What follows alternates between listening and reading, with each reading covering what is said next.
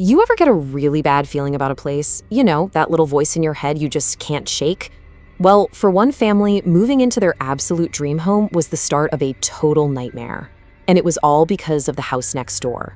This is the story of how a perfect new life was taken over by something not human, and the desperate, terrifying fight to get it back. So after searching for what felt like forever, a teenager named Annie and her parents finally found the perfect house to rent. It was great, it was near her new school, everything seemed to be falling into place. But there was one detail that gave Annie this immediate chilling feeling. Right behind their new backyard stood this dark, silent, abandoned house, just looming over them. And to make things even worse, guess where Annie's bedroom was? Yep, at the back of the house. Her window looked directly out onto that derelict building. Her parents told her, "Don't worry about it, just focus on setting up your room." But every single night, that empty, menacing house was the last thing she saw before she closed her eyes. And then it happened. One night, she's getting ready for bed, and her eyes just kind of drift over to the window, like they always do. But this time, something was different. In an upstairs window of that supposedly empty house, a figure was standing there, just watching her.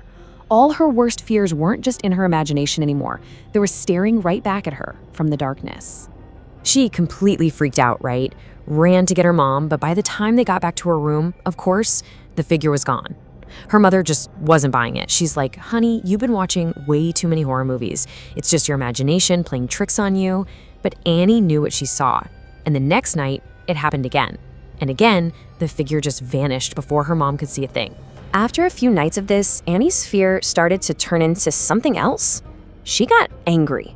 Her mom had suggested, maybe it's just some neighborhood kid playing a Halloween prank.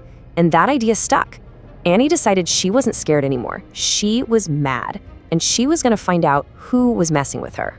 So her plan was pretty simple, maybe a little reckless. Sneak into the house and confront this prankster face to face. She crept inside. The whole place was dark and dead silent. She makes her way upstairs to the very room where she'd seen the figure. But it was completely empty. And just as she's trying to figure out what's going on, she hears this deafening slam from downstairs. The front door had just shut on its own. She was trapped. Okay, this is where the story takes a truly terrifying turn. The next morning, someone who looks exactly like Annie is back in her room at home. But it's not her. It's a supernatural entity, a malevolent spirit from folklore known as a churel, and it has taken her form. It has infiltrated the family home, and her parents, they have no idea. They just think their daughter is acting a little weird. And the warning signs, they just start piling up. This new Annie, she looks pale, she's always complaining about a stomach ache, she has absolutely no appetite, she starts making up excuses to avoid going to school, refuses to leave the house at all. And at the exact same time, a series of gruesome murders begins to terrorize the neighborhood. People are being found brutally torn apart. Her parents are worried sick, of course, but they can't connect the dots. Not yet. The feeling in that house just became unbearable. After 4 days of this bizarre, strange behavior, Annie's mother finally said the one thing she was terrified to even think. She turned to her husband, her voice trembling, and admitted her deepest, darkest fear, that the person sleeping down the hall was not their daughter at all. Later, a nightmare jolted the mother awake. She went to check on Annie, but her room was empty. Panicked, she looked out the window and saw this horrifying sight.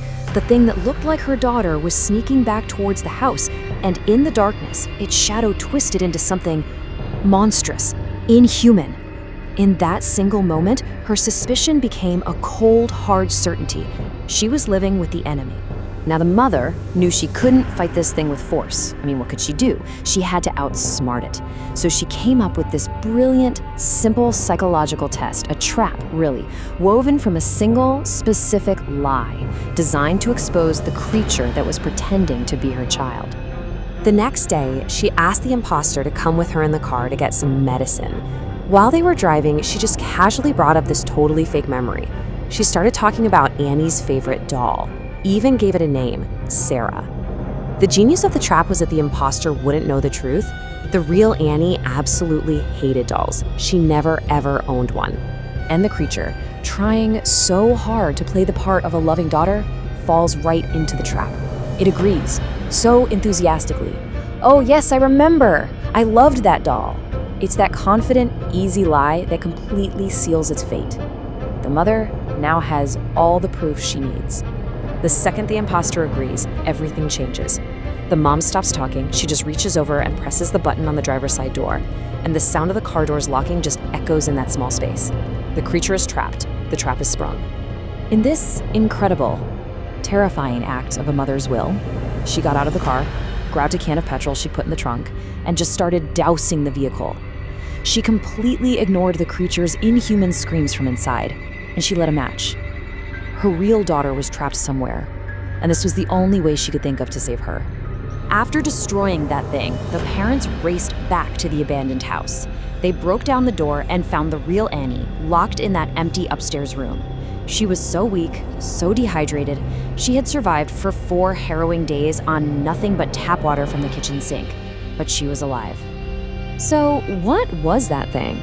Well, a local elder later explained the house's chilling history. Years and years ago, it was home to a flesh-eating witch. After she was finally caught, the terrified villagers sealed her inside her own home, just to let her starve to death. But death wasn't the end. Her vengeful spirit remained, waiting patiently for someone to wander in, for a new body to possess so she could hunt again. In this story, it just leaves you with this deeply unsettling question. It's not really about a haunted house, is it?